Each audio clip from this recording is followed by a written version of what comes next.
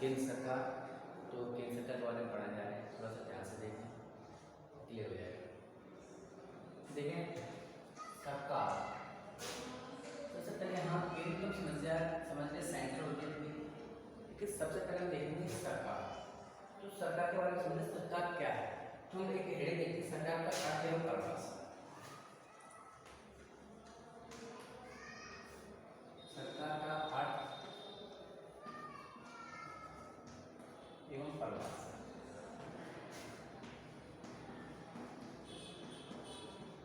ध्यान दें, तो सरकार का जो अर्थ और परिभाषा है, सबसे पहली बात तो यह है कि कहा जाता है कि राज्य एक भावात्मक अवधारणा है। राज्य कैसे धारणा है? राज्य एक भावात्मक अवधारणा है।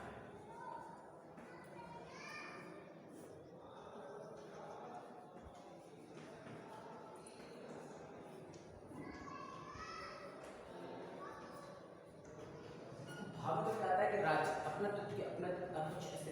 अपनी सी भावना है, इससे हमारा कुछ संबंध है। देखो राज्य होता है, राज्य के बारे में बात, तो राज्य किसी ने देखा है क्या? राज्य कोई नहीं देखता है ना। राज्य कोई क्या, राज्य नाम दिया गए बांट लेंगे भाई कि महाराष्ट्र है, उत्तर प्रदेश है, राजस्थान है, बांट दिया, अपने अलग अलग राज्य बांट दिए, लेकिन राज्य को ना तो किसी ने अपनी आंखों से देखा है और ना किसी ने छुआ है। इसका मतलब क्या है? ना तो वो कोई मूर्त भी नहीं है, इसका मतलब राज्य अमूर्त भी है। कैसा है? अमूर्त। इसकी कोई मूर्त भी नहीं है, और ना ही किसने देखा तो क्या है? अदृश्य भी है। कैसा है? अदृश्य। देखो राज्य किसने देखा है? राज्य की भूमि पे यहाँ से राजस्थान स्टार्ट हो गया, राजस्थान स्टार्ट हो तो गया, लेकिन राजस्थान में किसने देखा है क्या? नहीं देखा। तो उसकी क्या मूर्ति तो नहीं, कोई अमूर्त है, और क्या है? अदृश्य भी, देखा भी नहीं है। उसकी जगह भूमि क्षेत्र को गए देखा है, लेकिन एक समझ आता है कि भाई राजस्थान की सरकार ऐसे चले, राज्य राजस्थान ऐसे चल रहा, राज्य ऐसा है, राज्य ऐसा है। तो वहाँ जो सरकार होती है, इसके अलावा तो ये क्या करती है? राज्य को किसका रूप देती है? मूर्त रूप देती है। कैसा रूप देती है? मूर्त व दृश्य। कैसे कि यहाँ भारत का आप जानते हो कि यहाँ एक सबसे बड़ी नीति है कि अनेक पार्टियां होती हैं, सरकार अनेक पार्टियां होती हैं, दल होते हैं, और वो जब चुनाव होते हैं तो वो समय क्या करते हैं? वो सभी कहते हैं कि हम अपनी सरकार बनाएंगे, हम राज्य करेंगे। इस प्रकार से तो चुनाव होते हैं, तो चुनाव में जो चुनाव बहुमत से जीतता है वह क्या बनाता है? वहाँ सरकार चलाता है। सरकार में क्या होता है? माना बीजेपी आ गई, तो मूर्त रूप हो गया बीजेपी का, उसे देखे हुए तो वहाँ जितने सदस्य होंगे, जितने भी लीडर चुन के आएंगे, उन्हें देखा भी जा सकता है। तो कहा जाता है कि राज्य भावात्मक अवधारणा है जो कि अदृश्य व अमूर्त है, लेकिन सरकार इसे मूर्त व दृश्य रूप प्रदान करता है। क्लियर है? जितनी भी सरकार होती है वो क्या करती है कि राज्य को दृश्य या मूर्त रूप प्रदान करते हैं। दूसरा ऐसा कैसे कहा जा सकता है कि सरकार के द्वारा, इसके द्वारा, सरकार के द्वारा ही उस क्षेत्र के लिए नीतियां निर्धारित की जाती हैं, अभिव्यक्त किया जाता है, और उन नीतियों या नियमों को पालन कराने का भी कार्य होता है, सरकार का होता है कि ठीक प्रकार से उन नियमों का पालन किया जाए। तो सीधी बात है कि सरकार का काम होता है कि जनता के लिए उत्तरदायी नीतियां बनाना, उन नीतियों को अभिव्यक्त करना, और उन नीतियों को जनता के लिए लागू करना में क्या होता है कि जनता उन नीतियों का ठीक प्रकार से पालन करे, और जो ठीक प्रकार से पालन नहीं करता है उसे क्या किया जाए? दंडित किया जाए। ये किसका काम होता है? सब सरकार का काम होता है, ना कि राज्य का। राज्य ऐसा कह सकते हैं कि हम क्लियर हो सकते हैं कि सरकार ही राज्य रूपी जो भावात्मक क्या है, कि सरकार ही राज्य रूपी भावात्मक अवधारणा की अभिव्यक्ति है। राज्य क्या है? सरकार क्या है कि राज्य की भावात्मक अवधारणा की अभिव्यक्ति क्या होती है? सरकार होती है, ना कि राज्य। राज्य तो माने भावात्मक अवधारणा है, लेकिन अमूर्त और अदृश्य, इसलिए हम कह सकते हैं कि सरकार ही राज्य की भावात्मक अवधारणा की अभिव्यक्ति, उसे अभिव्यक्त करता है, जो कि जितनी भी सरकार सरकार जो राज्य होते हैं, राज्यों में जो कार्य सरकार चलाने का कार्य, ऐसे कैसे नियम बनाने का कार्य, नीतियां बनाने का किसका होता है? सरकार का होता है। तो सरकार कैसी होती है? अदृश्य व मूर्त होती है। तो हम सीधे सीधे कह सकते हैं कि सरकार उस क्षेत्र में या उस राज्य में या उस निश्चित भूभाग में निवास करने वाली जनता के लिए उत्तरदायी नीतियों का निर्माण करती है या उत्तरदायी नीतियां बनाती है। बनाने के बाद उन नीतियों को क्या होती है? जनता में क्या करती है? लागू करती है। जनता के लिए लागू करती है, व्यक्त करती है और उन नियम या नीतियों का ठीक से पालन कराती है। अगर जो पालन नहीं करता उन्हें दंडित भी करती है। तो एक गार्डनर विद्वान थे, गार्डनर ने कहा था कि सरकार एक ऐसी मशीन या उपकरण है, देखेंगे इसने चौथी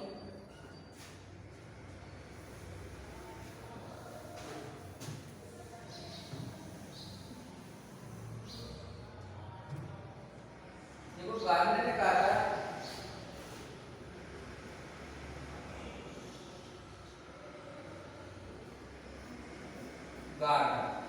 गार्डनर के अनुसार सरकार एक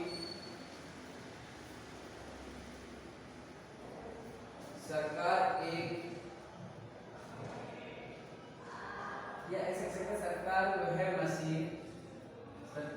मशीन या उपकरण है या क्या है? उपकरण है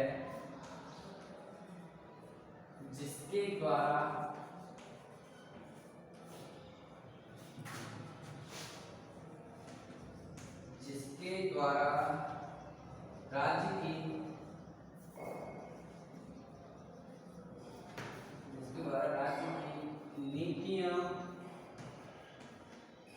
राज्य की नीतियों को निर्धारित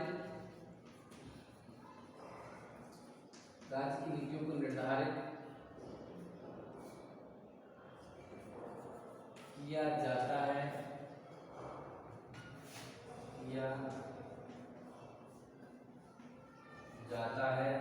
साथ ही साथ उसने कहा था यह सामान्य मामलों को सीधे सीधे कहते हैं यह सामान्य मामलों को नियमित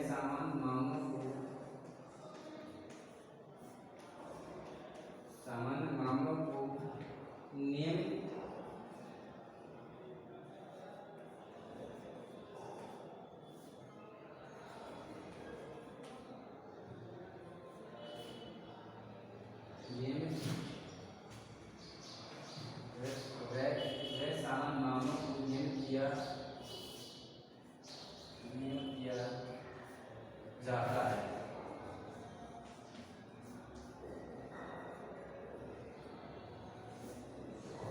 और साथ ही साथ सामान्य हितों को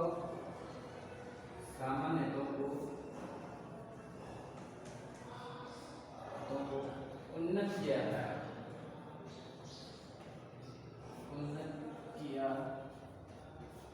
जाता है। तो इस प्रकार से गार्डनर ने कहा था सरकार के बारे में परिभाषा दी थी। उन्होंने कहा था कि सरकार वह मशीन है या उपकरण है जिसके द्वारा राज्य की नीतियों को निर्धारित किया जाएगा। क्लियर है?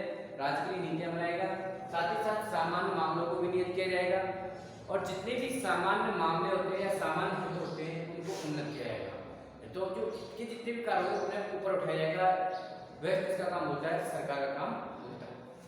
क्लियर है? दोबारा से एक बार भाषा के रूप में देखें, राज्य भावात्मक अवधारणा है लेकिन वह अदृश्य व अमूर्त होती है, लेकिन जिसे मूर्त व दृश्य रूप प्रदान करने वाली सरकार ही होती है। सरकार राज्य की एक भावात्मक सरकार ही राज्य की भावात्मक अवधारणा को अभिव्यक्त करती है। साथ ही साथ सरकार के द्वारा निश्चित भूभाग पर निवास करने वाली जनता के लिए नीतियां निर्धारित करने का कार्य, उन्हें अवगत करने का कार्य और जो नीतियां नियम बनाए गए उन्हें पालन कराने का कार्य किया जाता है। और जो नियमों का पालन नहीं करता उसे दंड का कार्य कौन करती है? सरकार कराती है। दंडित करने का कार्य सरकार कराती है।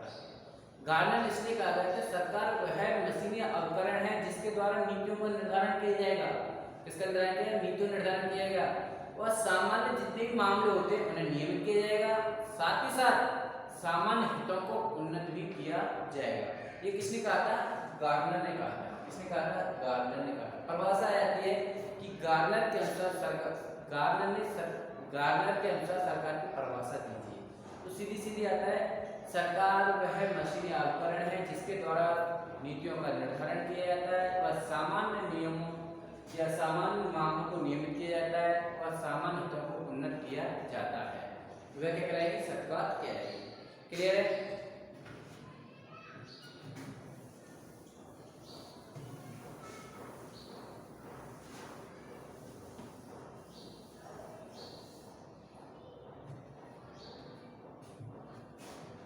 देखो सरकार के जो प्रमुख अंग होते हैं, 3 होते हैं।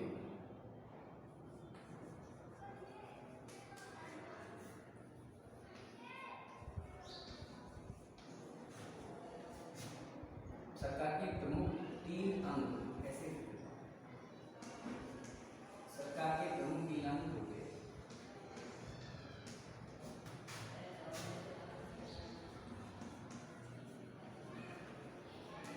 तो प्रथम फर्स्ट देखें, व्यवस्थापिका,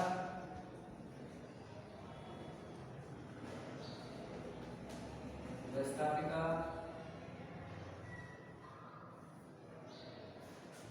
नंबर 2 कार्यपालिका,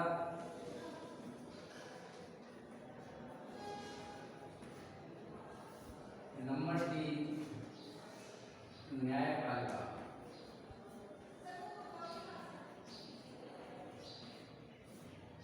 ध्यान दें, जो सरकार के जो प्रमुख 3 अंग होते हैं उनमें व्यवस्थापिका, कानून बनाने का कार्य, न्यायपालिका लागू करने का कार्य, और कार्यपालिका लागू करने का, न्यायपालिका उन्हें ठीक से पालन कराने का कार्य करती है। तो कहते हैं, तो सरकार के प्रमुख अंग होते हैं वो 3 होते हैं, व्यवस्थापिका, कार्यपालिका और न्यायपालिका। तो अब हम पढ़ते हैं यहाँ अपनी व्यवस्थापिका। क्या पढ़ेंगे, व्यवस्थापिका, स्टार्टिंग से।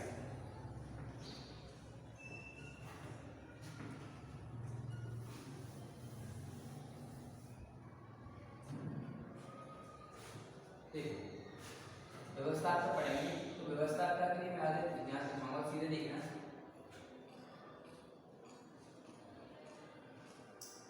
देखो सरकार के जो 3 अंग थे, 3 अंगों में व्यवस्थापिका है, और व्यवस्थापिका की जो व्यवस्था है भारत में वह 2 प्रकार से की है, 2 स्तर पर की है। भारत में देखेंगे तो जो व्यवस्थापिका है इसके जो प्रकार है, ये 2 प्रकार की पाई जाती है भारत में। इसकी जो होती 2 प्रकार की पाई जाती है, होती संघीय व्यवस्थापिका,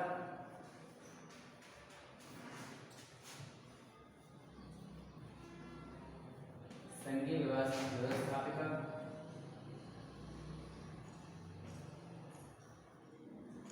और दूसरी होगी राज्य व्यवस्थापिका।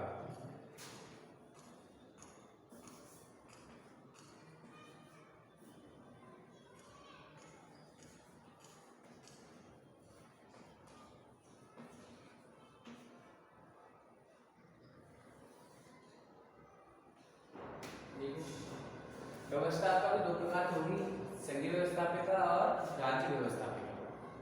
तो ये संघीय व्यवस्थापिका केंद्र के लिए जहाँ से संसद होगी, और राज्यों की सरकार की अलग अलग व्यवस्था होगी, व्यवस्थापिका होगी राज्य व्यवस्थापिका, जिसमें अपना अपना विधानमंडल आता है। यहाँ से संघीय व्यवस्थापिका में अपनी संसद आती है, वहीं राज्य व्यवस्था में अपना क्या आता है, विधानमंडल आता है।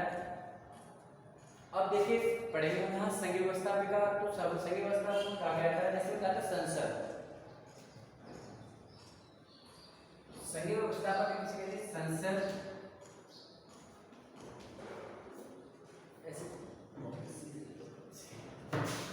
यहाँ से आगे देखिए, संसद से पढ़ाओ, ध्यान है।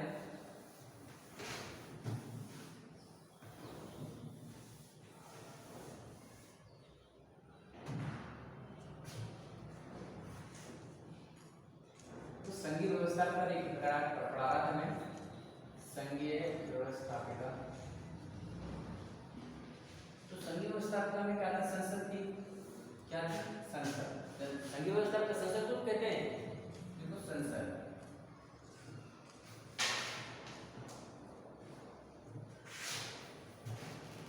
संसद देखिए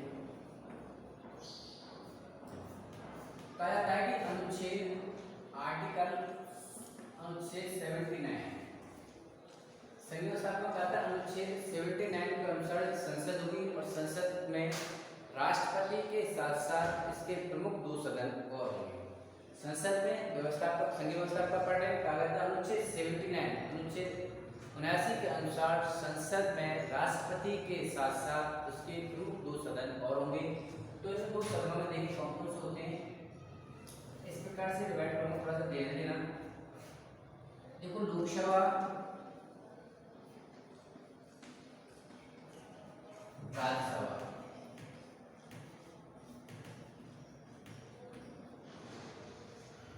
सीधे सीधे आगे बात आ रही है संसद के बारे में। अनुच्छेद 79 के अनुसार संसद क्या होगी, इसके दो सदन होंगे, लोकसभा राज्यसभा, प्लस में कौन होगा, राष्ट्रपति। क्या होगा, राष्ट्रपति। तब जाके किसका निर्माण होगा, संसद का। किसका होगा, बराबर संसद क्या कहलाएगी, क्या कहलाएगी, संसद कहलाएगी। दोबारा से देखें, अगर पूछे संसद क्या है, संसद किसे कहते हैं, व्यवस्था क्या होती है, संघीय व्यवस्था क्या होती है, तो संघीय व्यवस्था के अंतर्गत लोकसभा राज्यसभा प्लस राष्ट्रपति, क्या कहते हैं, लोकसभा राज्यसभा व राष्ट्रपति से मिलकर के संसद का निर्माण किया जाता है। या संसद के निर्माण कैसे किया जाता है, ऐसे पूछ लेते कोई, लोकसभा राज्यसभा और राष्ट्रपति मिलकर के इसका निर्माण करते हैं संसद का। संसद कब बनेगी, अगर माना कि जैसे अगर मैं आपको एग्जांपल दे रहा हूँ, ध्यान देना, जैसे मैं विधानमंडल देखूं अनुच्छेद 68 के अनुसार देखें,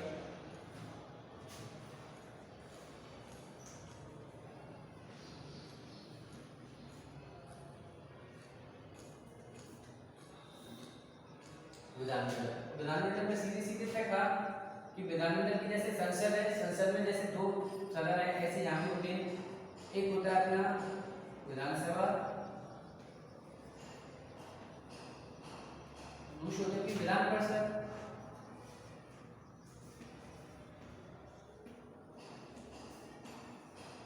और जैसे यहाँ राष्ट्रपति होता है, यहाँ होता है अपना राज्यपाल।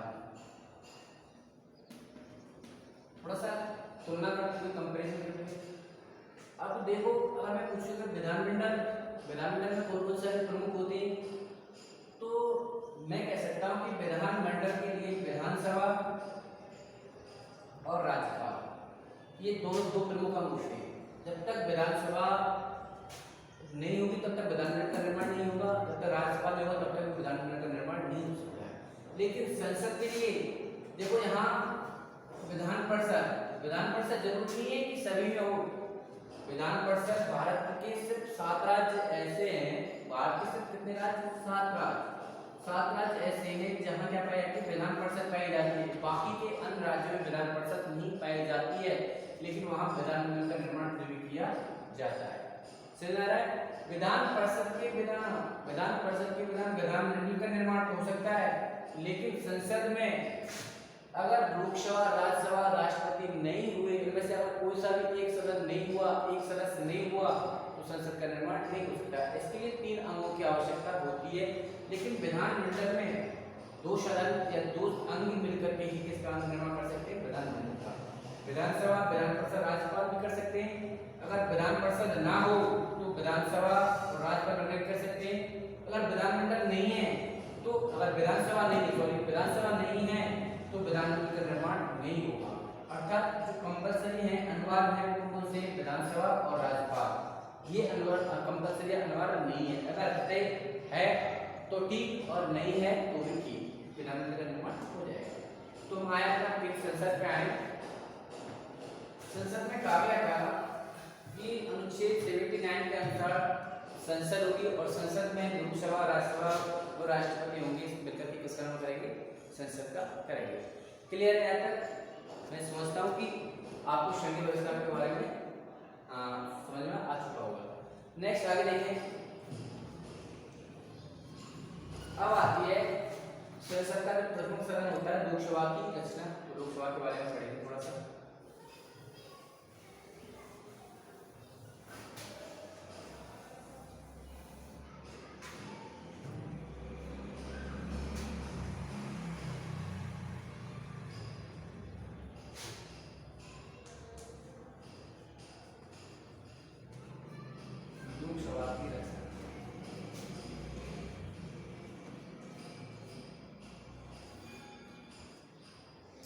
ध्यान दें, लोकसभा और राज्यसभा मैंने अभी दो बताए थे। देखो लोकसभा के बारे में कहा जाता है कि यह संसद का निम्न सदन होता है। कैसे सदन होता है? निम्न सदन। दोबारा से ध्यान देंगे लोकसभा के बारे में देखूंगा। लोकसभा क्या होती है? लोकसभा संसद का कैसे होता है? निम्न सदन होगा, निम्न सदन। दूसरा क्या होगा कि लोकसभा के जो सदस्य होंगे वो कैसे होंगे? अस्थायी। सबसे बड़ी चीज यही है, ध्यान दें।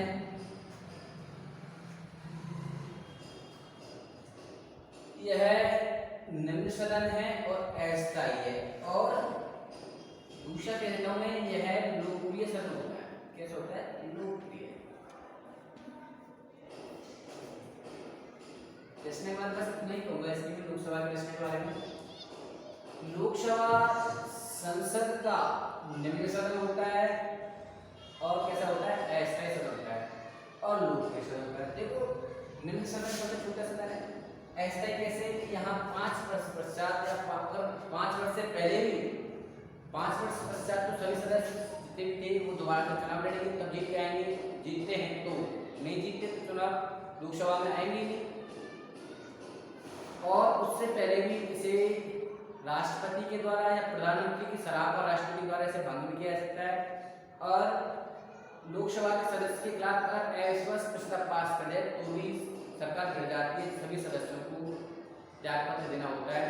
तो इसलिए क्या होता है, ये सभी सदस्य जितने भी सदस्य होते हैं वो एक साथ छोड़ करके जाते हैं। इसलिए कहा जाता है अस्थायी। लोकप्रिय क्यों कहते हैं? ध्यान दें, लोकप्रिय इसलिए कहा जाता है लोकप्रिय सदन क्योंकि लोकसभा के सदस्यों को जनता के द्वारा प्रत्यक्ष रूप से निर्वाचित किया जाता है। प्रत्यक्ष रूप से चुना जाता है। क्योंकि जितने भी अपने लोकसभा के जितने भी क्षेत्र होते हैं वहाँ चुनाव होते हैं। और चुनाव में क्या होती है? जनता जो रूप से 18 वर्ष की आयु से 18 वर्ष से 18 वर्ष से अधिक आयु है, जिसका नाम मतदाता सूची में है, वह अपना वोट डालता है और अपनी द्वारा या अपनी इच्छा से अपने प्रिय नेता को चुन करके कहाँ भेजता है? लोकसभा में पहुंचाता है। तो इसलिए कहा जाता है इसे लोकप्रिय सदन कहा जाता है। क्लियर है? नेक्स्ट आता है जो अगला टॉपिक है इसमें,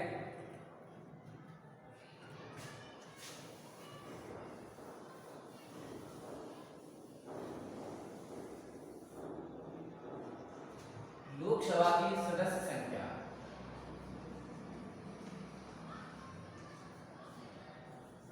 लोकसभा की सदस्य संख्या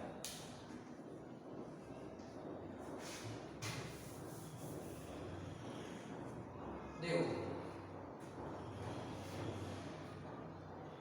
जो भारतीय संविधान है, मूल संविधान, भारतीय जो संविधान है, ऐसे कह सकते हैं मूल संविधान में लोकसभा के सदस्यों की जो संख्या थी वह कितनी फिक्स की गई थी? पहले 500।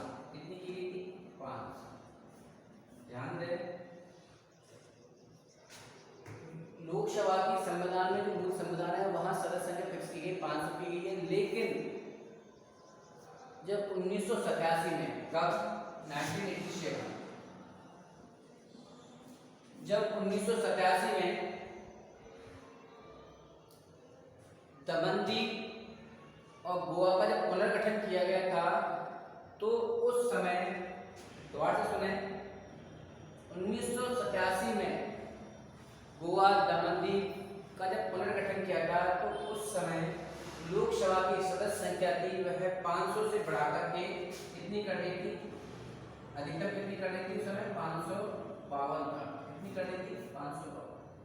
दोबारा से एक बार सुने, जो लोकसभा की सदस्य संख्या के बारे में बात करें तो कहा गया था भारत के मूल संविधान में जो सदस्यों की जो संख्या है वह निर्धारित कितनी की गई है? 500 की गई है।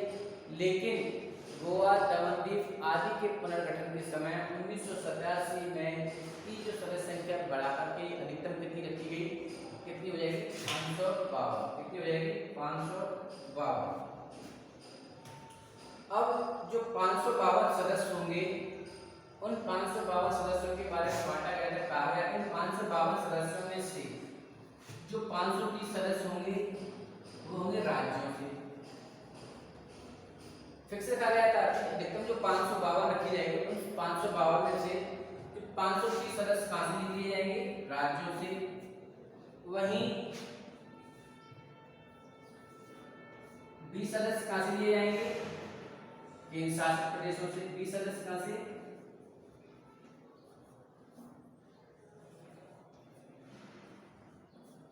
जितने भी केंद्र शासित प्रदेश हैं वहां से।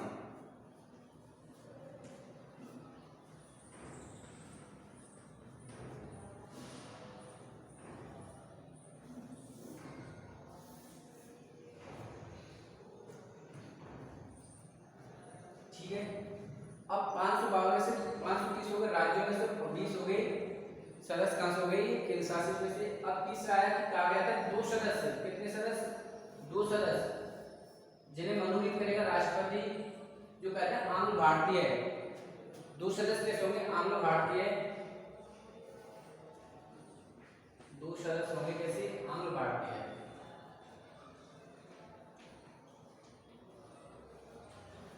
दो सदस्य आंग्ल भारतीय होंगे, और वो आंग्ल भारतीय कौन, इन्हें मनोनयन कौन करेगा, इनका राष्ट्रपति। कौन करेगा, राष्ट्रपति।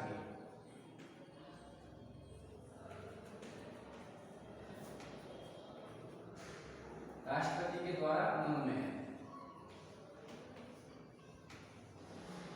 दोबारा से एक बार देखें, तो 1987 में यह संख्या अधिकतम कर दी 552, तो कहा गया 552 सदस्यों में से 530 सदस्य चुने जाएंगे राज्यों में से, 20 सदस्य चुने जाएंगे केंद्र प्रदेशों में से, जितने भी केंद्र शासित प्रदेश हैं उनमें से, और सिर्फ 2 सदस्य जो आंग्ल भारतीय होंगे उन्हें राष्ट्रपति क्या करेगा, मनोनयन करेगा। राष्ट्रपति के द्वारा उन्हें बिना चुनाव लड़े उन्हें क्या होगा कि लोकसभा का सदस्य बनाया जाएगा।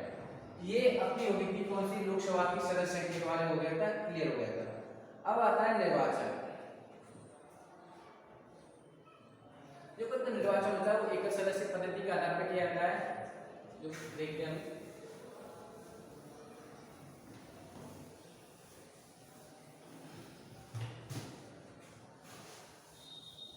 अब लोकसभा के सदस्य होंगे वो चुनाव देखें कैसे होगा।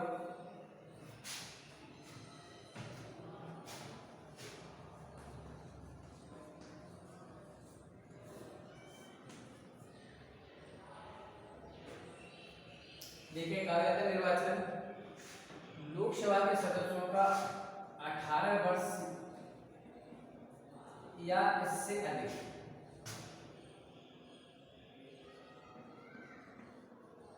या इससे अधिक,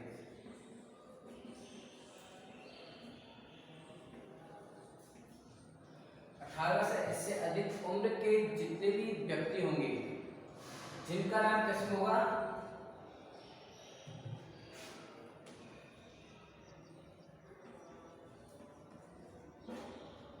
18 से इससे अधिक या इससे अधिक उम्र के व्यक्ति जिनका नाम मतदाता सूची, मतदाता सूची में होगा, वे अपने मत के द्वारा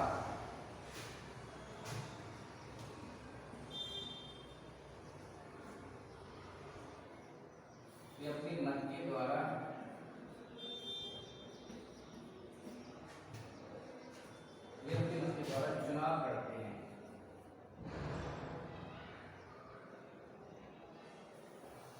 अपने मत के द्वारा चुनते हैं।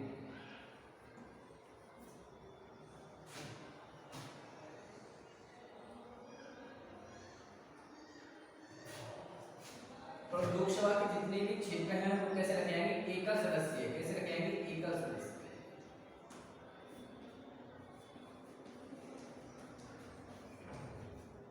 जितने लोकसभा के जितने भी क्षेत्र होंगे वो कैसे रखेंगे, एकल सदस्य रखेंगे। तो कहा जाता है कि भारत में ऐसे व्यक्ति जिनकी उम्र 18 वर्ष से अधिक होती है, 18 वर्ष से 18 वर्ष में कहते हैं वयस्क। क्या कहते हैं उसे, वयस्क कहते हैं। तो कहा जाता है वयस्क मतानुसार, किसका आधार पर, वयस्क मतानुसार। देखो माना कि किसी को 19 साल है लेकिन उसने अपना नाम मतदाता सूची में अंकित नहीं कराया है, तो वो वोट नहीं दे सकता है। तो इसलिए कह सकते हैं कि मतदाता सूची में जिसका नाम है, जिसका मतदाता सूची में होगा, वही क्या करेगा, अपना वोट डालेगा, मत देगा, और अपने मतों के द्वारा जिसके सर्वाधिक मत आएंगे वही क्या होगा, विजयी होगा। और लोकसभा चुनाव के जितने भी क्षेत्र होते हैं वो कैसे होते हैं, एकल सदस्यीय होते हैं। तो यह कैसे क्या होती है, इसकी निर्वाचन प्रणाली होती है। अब देखिए इसकी कुछ योग्यताएं होती हैं। जो सदस्य चुनाव लड़ेगा उसकी क्या क्या योग्यता होनी चाहिए।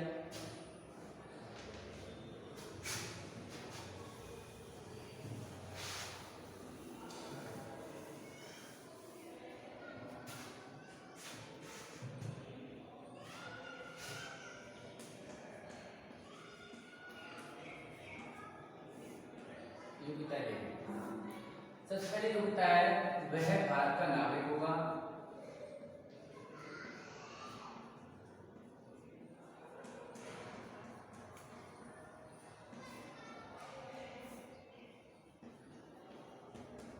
ठीक है। दूसरी योग्यता है, कहा जाता है कि उसकी न्यूनतम आयु कम से कम कितनी हो, 25 वर्ष। कितनी हो न्यूनतम आयु, 25 वर्ष। दूसरा न्यूनतम कितनी होगी, न्यूनतम 25 वर्ष। न्यूनतम आयु कितनी हो, 25 वर्ष।